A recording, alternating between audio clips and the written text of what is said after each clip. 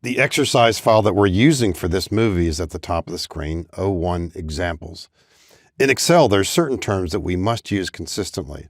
This workbook is called O1 examples. A workbook is a file is a workbook, and nearly always in Excel, we can use those two terms interchangeably.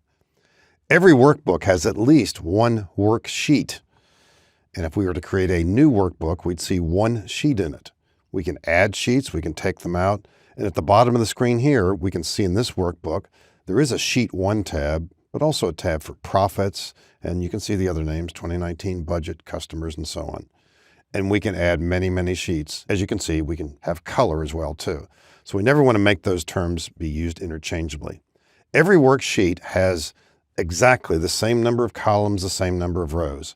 On my keyboard, I'm pressing the right arrow here. As we see this cell moving across the screen, we see the column letters. These are columns. Columns are vertical, and they're identified by letters. And after we come to the letter Z, you see how the lettering scheme starts all over again with A, B, and so on. And to get to the far right, and normally you won't need to do this, I'll hold down the Control key and then press right arrow. It takes us all the way to the end. That's the last column.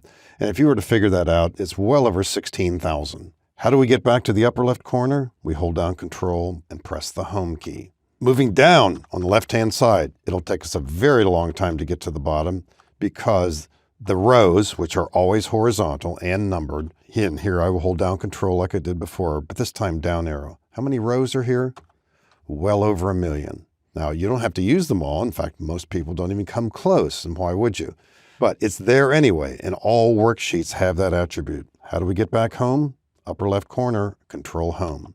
And that location, by the way, has a name. And every one of these cells, whether you use the arrow keys to get to this cell, that cell, or you slide the mouse around and click with the left mouse button, that's a different cell. Every cell has a column and row location.